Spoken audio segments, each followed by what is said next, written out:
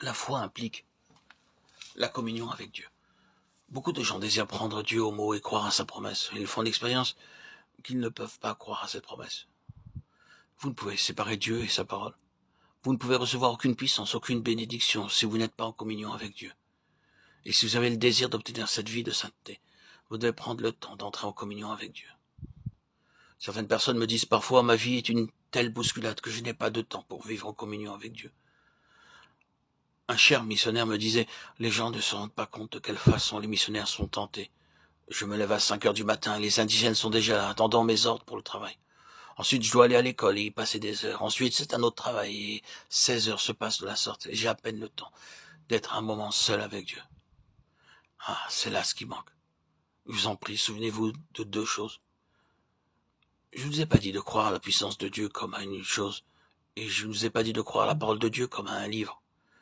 Mais je vous ai dit d'aller au Dieu Tout-Puissant, au Dieu de la Bible.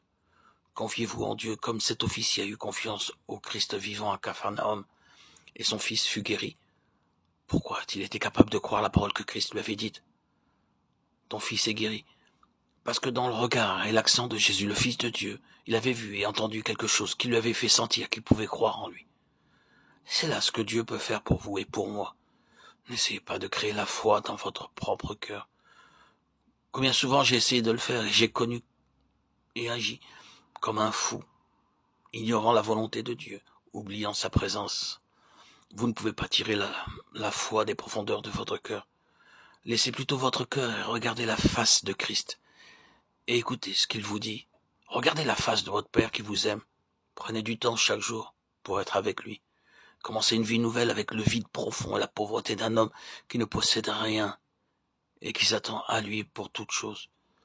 Avec le sentiment profond de repos qu'éprouve celui qui se repose sur le Dieu vivant, le Dieu tout-puissant. Mettez Dieu à l'épreuve.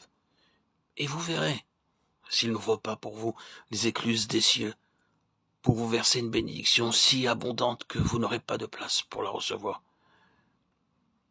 Oh Dieu, rends-moi aussi saint qu'un pécheur pardonné peut l'être. Si chacun de vous, dans son cœur, disait cela, et le disait avec ferveur, si cette prière est dans votre cœur, alors venez et faites alliance avec l'Éternel, le Dieu Tout-Puissant, et dans un état d'impuissance totale, mais dans un profond sentiment de repos, placez vos mains dans les siennes. Entrez dans cette alliance en adressant à Dieu une seule prière. Que vous puissiez croire pleinement que le Dieu Tout-Puissant sera votre compagnon et tiendra votre main à chaque instant, qu'il sera votre gardien, veillant sur vous constamment, votre Père mettant sa joie à se révéler dans votre âme. Il a le pouvoir de faire que le soleil de son amour soit avec vous toute la journée. Ne craignez pas, parce que vous êtes dans les affaires, que vous ne puissiez pas avoir Dieu avec vous toujours. Apprenez cette leçon.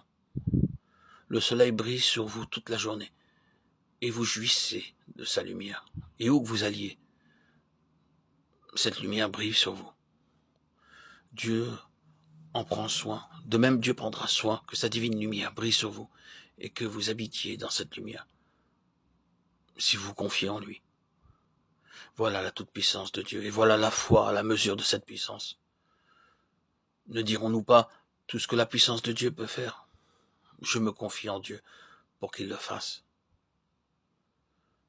Les 2 aspects de cette vie céleste ne sont-ils pas merveilleux? La toute-puissance de Dieu me couvre et ma volonté, dans sa petitesse, se repose avec joie sur cette toute-puissance.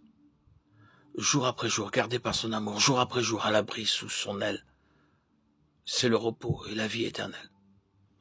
Je t'appartiens, ô Sauveur, pour toujours.